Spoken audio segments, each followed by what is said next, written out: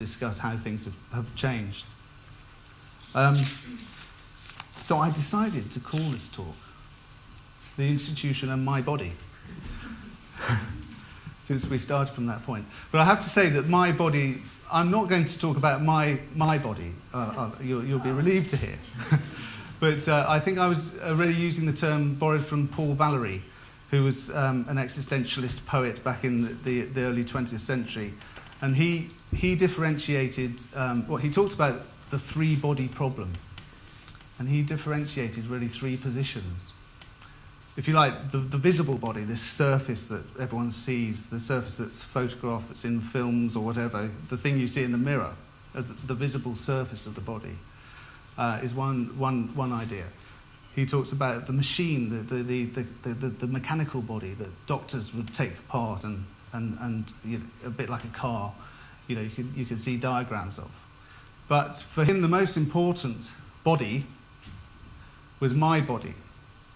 And if you like, really, that's a contradiction, because my body, this substance of my presence, my being, is actually unnameable. It's before any kind of representation. It's about presence, and he described it as unnameable. So that was one of the issues in my practice as an artist. I was looking at the body and representation. I was also working a lot in context-based, and as Suzanne says, curating artist-led projects, etc.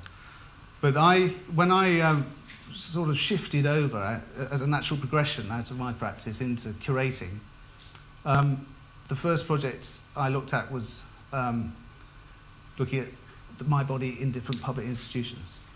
But just before I get onto that, I promised Suzanne to include illustrations of the three-body problem using Antonin Artaud's body, as he was a contemporary of Paul Valery.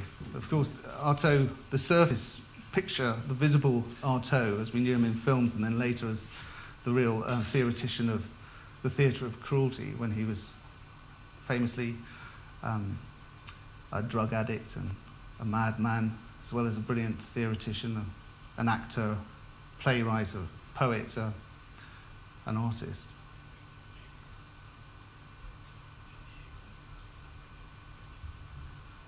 But then also the mechanical body. And there is actually, in a recent exhibition in Dusseldorf, they showed the x-rays of Artaud's back when he'd been in shock therapy, and his back had actually been broken. But it was a terrible, disgusting thing to see, I thought, in that context. But anyway, here he is. Apparently he always used to press his back with his pencil because it had been broken. But finally, he produced this series when he was in the Rodez psychiatric hospital. He's produced these series of incredible drawings. He referred to them as subjectile, a sort of combination of the subjective and the projectile, if you like.